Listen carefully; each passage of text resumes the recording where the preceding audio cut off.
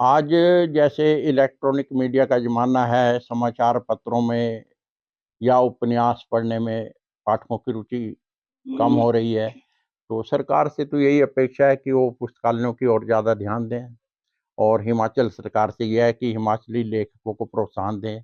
प्राय देखने में आया है दिल्ली या बड़े-बड़े नगरों के पब्लिशर यहाँ अपनी पुस्तकें लगा देते हैं और हमारा जो दूर-दराज में बैठा हुआ लेखक है, वो किसी भी सरकारी सुविधा से, अनुदान से वंचित ही रहता है।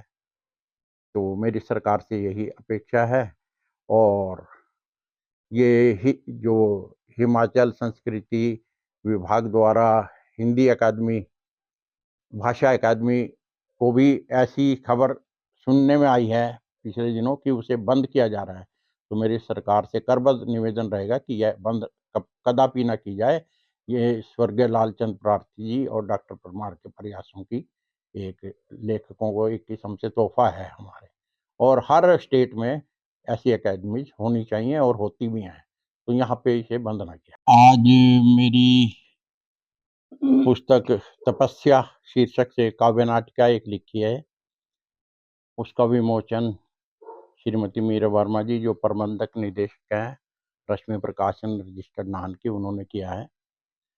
मुझे आपको यह बतलाते हुए अत्यंत हर्ष की अनुभूति हो रही है कि यह मेरी 12वीं किताब है और ये जो तपस्या नाटक है, तीसरा नाटक है।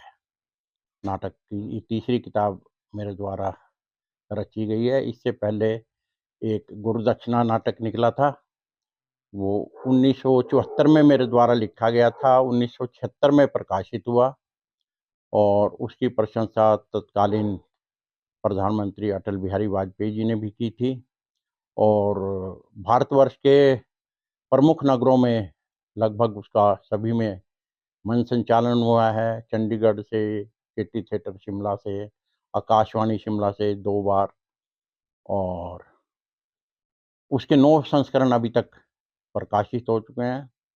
यानी कि आप देखिए आज के युग में जब अच्छे-अच्छे ल लेखकों की पुस्तकें भी 1000-500 ही प्रकाशित हो पाती हैं, तो 9000 पुस्तकें समाज में जा चुकी हैं और इसके बाद एक नाटक की रचना और हुई थी, प्रेम पुष्प जो महात्मा बुद्ध के जीवन पर आधारित है, 5 खंडों में है।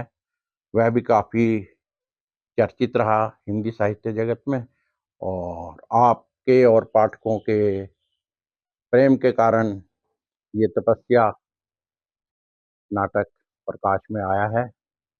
कल ही इसकी प्रतियाँ मुझे प्राप्त हुई हैं और आशा है ये भी पाठकों को पसंद आएगा। इसके अलावा कहानी संग्रह है, 2 प्रकाशित हो चुके हैं। एक उपन्यास जंगली क्वार्टर, काव्य संग्रह मन के वन में, प्रकृति पन्नों से कोई 4 काव्य संग्रह भी प्रकाशित हुए हैं।